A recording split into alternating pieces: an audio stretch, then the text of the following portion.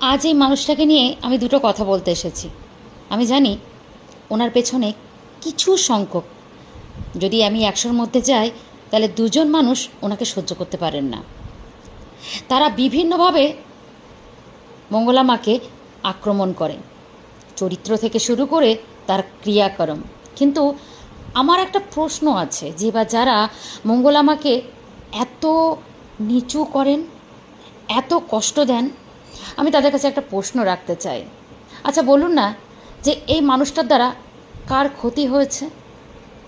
যারা এই কথাগুলো বলছেন, যারা ব্লেম করছেন, বা যারা এই মানুষটাকে অযথা কষ্ট দিচ্ছেন দিনের পর দিন, তাদের কি কি ক্ষতি করেছে? মানে তাদের ক্ষতির লিস্টটা একটু যদি কেউ বলতো।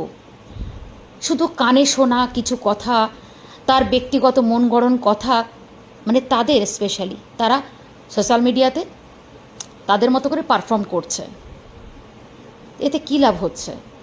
আমি যদি মেনে নিই যে আপনারা যেটা বলছেন সেটা সত্যি, যে মঙ্গলা মা আইন বিরুদ্ধ কাজ করছে, মন্দির প্রতিষ্ঠিত করার জন্যে আইন বিরুদ্ধতা কাজ করছেন, ইভেন তিনি পুজোর নিয়ম পালন করছেন না, তার মন্দির উচ্ছেদ করে দেওয়া হবে, তিনি এই করেছেন ওই করেছেন। আচ্ছা, তার জন্য তো ঈশ্বর আছে, তার জন্য আছে প্রশাসন, আছে না?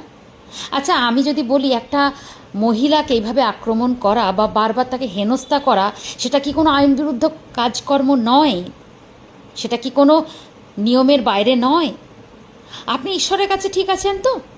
একজন মহিলাকে বা একজন মানুষ যে আপনাকে কোনো ক্ষতিই করেনি, তাকে আপনি ক্ষতি করছেন, আপনি তাকে কষ্ট দিচ্ছেন, আপনি ঈশ্বরের কাছে ঠিক আছেন তো? বা আপনি কোনো আইন বিরুদ্ধতা কাজ করছেন না?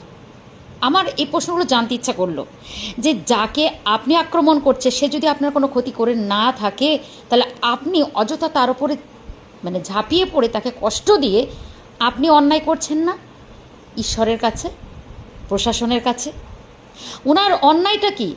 10-এর জন্যে মঙ্গল করছেন, 10-এর ভালো চাইছেন, একটা মন্ত্র দিয়ে সবার মঙ্গল করছেন।